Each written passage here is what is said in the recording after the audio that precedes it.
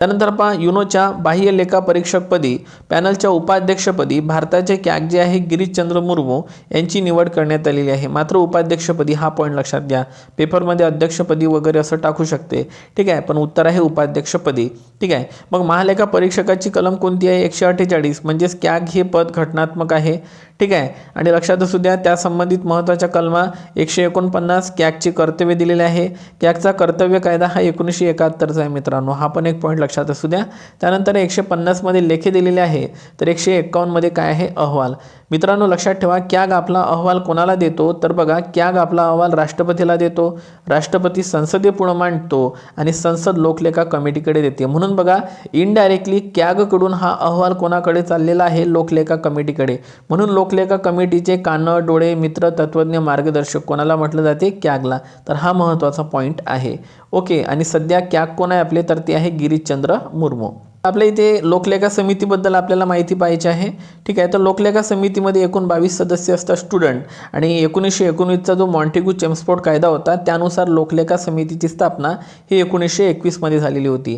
आणि यामध्ये जे 22 सदस्य असतात, आणि यामध्ये जे 22 सदस्य असतात त्यामध्ये 15 लोकसभेचे आणि 7 राज्यसभेचे सदस्य असतात, आणि यांचा कार्यकाळ 1 वर्षाचा असतो। आणि लक्षात असू द्या, या समितीचा सदस्य मंत्री होत नाही, म्हणजे मंत्र्याची निवड सदस्य म्हणून होत नाही, हा एक पॉईंट लक्षात ठेवा।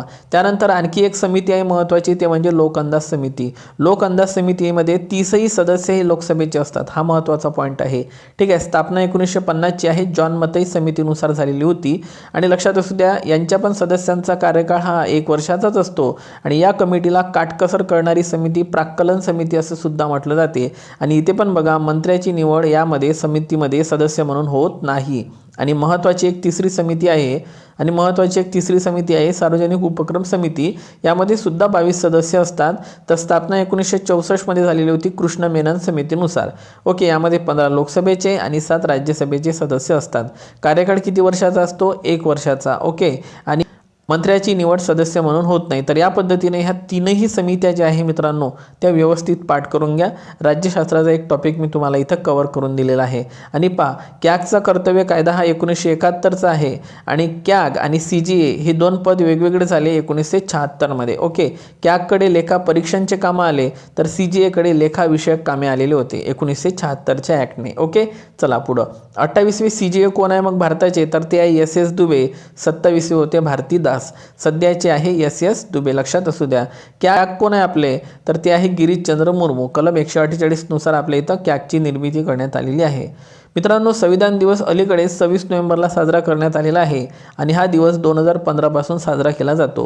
का बरं केला जातो? कारण 26 नोव्हेंबर 1949ला घटना पूर्ण झाली, स्वतःप्रत अर्पण केली, अधिकृत केली आणि आपण स्वीकृत केलेली होती। मात्र घटनेची अंमलबजावणी ही 26 जानेवारी 1950ला झालेली होती। संविधान सभेची पहिली बैठक 1946 मध्ये भरली होती, 9 डिसेंबर 1946ला।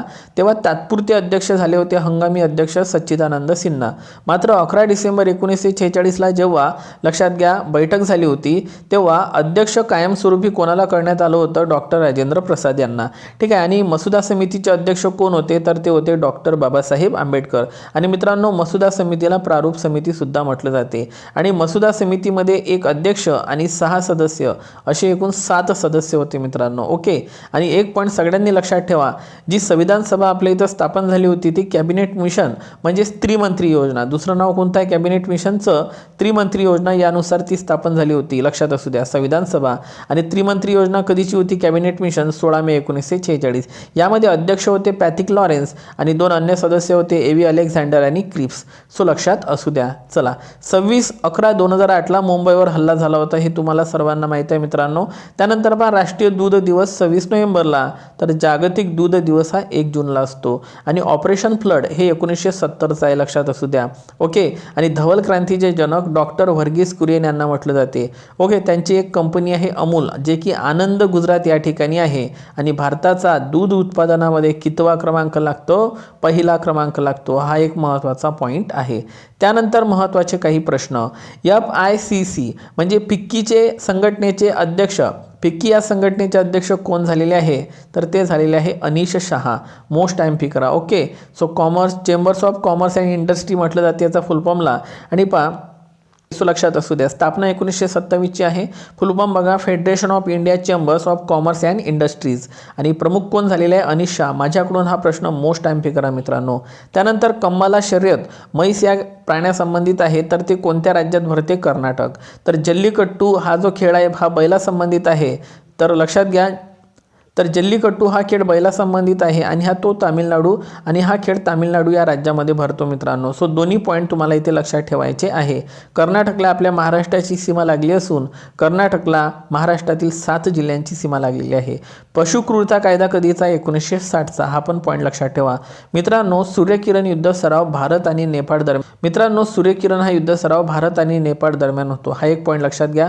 नेपाळला लक्षात असू द्या, सिक्कीम, उत्तराखंड, उत्तर प्रदेश, पश्चिम बंगाल आणि बिहारची काय लागलेली आहे? सीमा लागलेली आहे. असे 5 राज्य नेपाळला आपले लागलेले आहे. सिक्कीम, उत्तराखंड, उत्तर प्रदेश, पश्चिम बंगाल आणि बिहार. लक्षात असू द्या. त्यानंतर पहा, 3D प्रिंटेड पहिलं मंदिर. 3D प्रिंटेड पहिलं मंदिर कोणत्या राज्यात उभारण्यात येत आहे? तेलंगणा या राज्यामध्ये उभारण्यात येत आहे. लक्षात ठेवा. तर 3D प्रिंटेड पोस्ट ऑफिस कोणत्या राज्यामध्ये उभारण्यात येत आहे? कर्नाटक, बेंगळुरू या ठिकाणी. ओके. आणि भारतातील पहिली AI स्कूल म्हणजे आर्टिफिशियल इंटेलिजन्स, जी की संगणकाची कितवी पिढी आहे? 5वी पिढी आहे, 5th जनरेशन. तर AI स्कूल कुठं उभारण्यात येत आहे? भारतातलं पहिलं तिरुअनंतपुरम, केरळ या ठिकाणी उभारण्यात येत आहे. पासून तर संस्थानांचे विलीनीकरण करणारे सरदार वल्लभभाई पटेल हे होते मित्रांनो.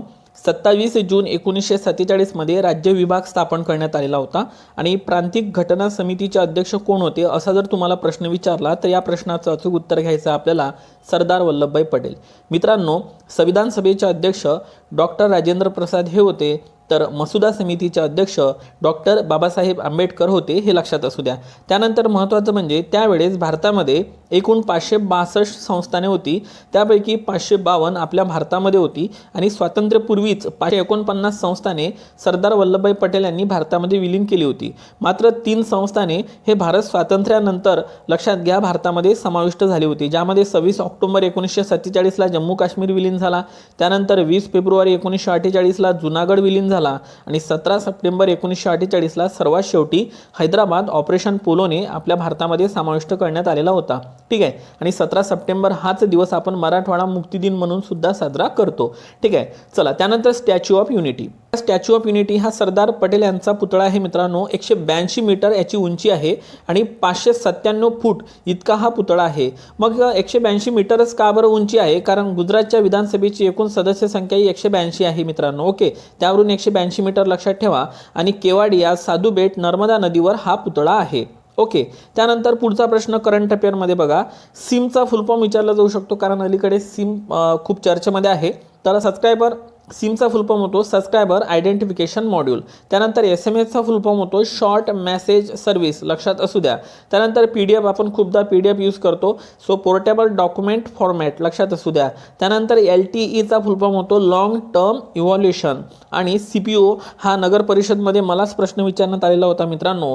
तर सेंट्रल प्रोसेसिंग युनिट. ओके. याला संगणकाचा मेंदू सुद्धा म्हटलं जाते. त्यानंतर बघा, 21 ऑक्टोबर 2023ला TVD-1 या इंजिनची चाचणी घेण्यात आलेली आहे. गगनयान संबंधित आहे. तर लक्षात असू द्या, गगनयान संबंधित जो मिशन तयार करण्यात आलेला आहे, गगनयान मिशन संबंधित जो रोबोट तयार करण्यात आलेला आहे, त्या रोबोटचं नाव काय आहे? तर नाव आहे मित्रांनो योममित्रा. देशातील पहिले खाजगी रॉकेट कोणते आहे? तर मित्रांनो नाव आहे विक्रम. आणि हे स्कायरूट एरोस्पेस कंपनीनं बनवलेलं आहे. भारतीय अंतराळ कार्यक्रमाचे जनक कोण आहे? तर ते आहे मित्रांनो विक्रम साराभाई. त्यांच्या स्मरणार्थ हे नाव देण्यात आलेलं आहे विक्रम यस. ओके. त्यानंतर पहा, प्रतिबंधात्मक स्थानबद्धता संबंधित कोणती कलम आहे? कलम 22. आता हे सध्या न्यूजमध्ये होती म्हणून मी हा प्रश्न इथे टाकलेला आहे. आणि एखाद्या व्यक्तीला प्रतिबंधात्मक स्थानबद्धतेअंतर्गत जास्तीत जास्त 3 महिनेपर्यंत अटक करता येते. मित्रांनो, मग 23 कशा संबंधित आहे? तर 23 आहे वेठबिगारी बंदी. आणि 24 आहे बालकामगारांसंबंधित. ओके मित्रांनो, सो बालकामगार हा काय आहे? गुन्हा आहे, या संबंधित आहे. त्यानंतर बघा, हरिमाऊ शक्ती युद्ध सराव कोणादरम्यान पार पडलेला आहे? तर हरिमाऊ शक्ती युद्ध सराव भारत आणि मलेशिया या 2 देशादरम्यान पार पडलेला आहे. मित्रांनो, एक युद्ध सराव आहे एकुवेरिन. एकुवेरिन युद्ध सराव कोणादरम्यान पार पडतो? तर भारत आणि मालदीव, लक्षात असू द्या. ओके. एकुवेरिन म्हटलं तर भारत आणि मालदीव, आणि हरिमाऊ शक्ती म्हटलं तर भारत आणि मलेशिया. मागेल त्याला शेततळे योजना, या योजनेला कोणाचं नाव देण्यात आलेलं आहे? तर बघा, छत्रपती शिवाजी महाराज यांचं नाव देण्यात आलेलं आहे. स्पेस स्टेशन इस्रो कधीपर्यंत स्थापन करणार आहे? तर 2035 पर्यंत इस्रो स्पेस स्टेशन स्थापन करणार आहे. त्यानंतर फूड कॉन्क्लेव्ह 2023ची ही आवृत्ती कुठे सुरू करण्यात आलेली आहे मित्रांनो, तर हैदराबाद या ठिकाणी सुरू करण्यात आलेली आहे 28 एप्रिल 2023ला. त्यानंतर हा तेलंगणा राज्य सरकारद्वारे आयोजित कृषी अन्न क्षेत्रासाठीचा वार्षिक विचारमंथन कार्यक्रम आहे. त्यानंतर पुढचा प्रश्न आहे की भारतातील पहिला कोळशापासून मिथेनॉल निर्मिती प्रकल्प कुठे उभारण्यात येत आहे, तर बघा हैदराबाद या ठिकाणी उभारण्यात येत आहे. मित्रांनो, हैदराबादला सायबर सिटी या नावाने सुद्धा ओळखले जाते. त्यानंतर महत्त्वाचा प्रश्न आहे जागतिक पोलिओ दिवस कधी असतो, तर बघा जागतिक पोलिओ दिवस हा 24 ऑक्टोबरला असतो आणि पोलिओ संबंधित जो व्हायरस आहे त्या व्हायरसचं नाव आहे एटेरो व्हायरस आणि हा मज्जा संस्थेशी संबंधित आहे. ओके. त्यानंतर एक प्रश्न अलीकडेच MPSCने विचारलेला होता, पोलिओची लस तोंडाद्वारे दिली जाते ती शोधून कोण काढली होती, तर सेबीने. आणि इंजेक्शनद्वारे जी लस दिली जाते मित्रांनो ते साल्कनं शोधून काढलेली होती. सेबीन यांनी तोंडाद्वारे जी लस दिली जाते ती शोधून काढलेली होती. भारतामध्ये पोलिओ मोहिमेला सुरुवात 1994-95 मध्ये झाली होती आणि भारतामधून पोलिओ कधी निर्मूलन झाला, तर 27 मार्च 2014ला भारत पोलिओ मुक्त झालेला होता. तारीख पाठ ठेवा, कधीही पेपरमध्ये विचारली जाऊ शकते. त्यानंतर मग ब्रँड ॲम्बेसिडर कोण आहे पोलिओ निर्मूलनासंबंधित, तर ते आहे अमिताभ बच्चन. त्यानंतर बघा मित्रांनो 27 मार्चला जागतिक रंगभूमी दिवस सुद्धा असतो. चला, प्रोजेक्ट निलगिरी तहर कशा संबंधित आहे, तर तामिळनाडू या राज्यात संबंधित आहे आणि निलगिरी पर्वतामध्ये आपल्याला तोडा आदिवासी जमात बघायला मिळते तामिळनाडूमध्ये. त्याचप्रमाणे एक मुंडा जमात आहे जी की छोट्या नागपूरला आपल्याला बघायला मिळते. त्यानंतर एक हो जमात आहे मित्रांनो, हे कुठं आढळते हे तुम्ही मला नक्की खाली कमेंट बॉक्समध्ये सांगा.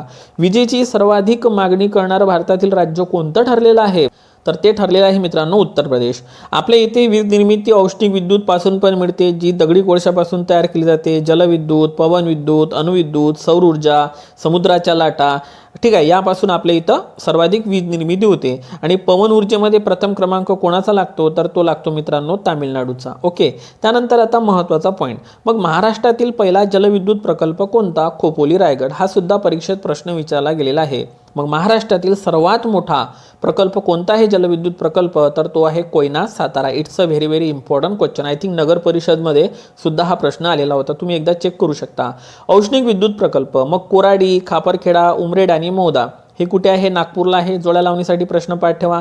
पोखरी किंवा फेकरी म्हटलं तर भुसावळ जळगाव, परळी वैजनाथ म्हटलं तर बीडला आहे आणि पारस कुठे आहे मित्रांनो, अकोला.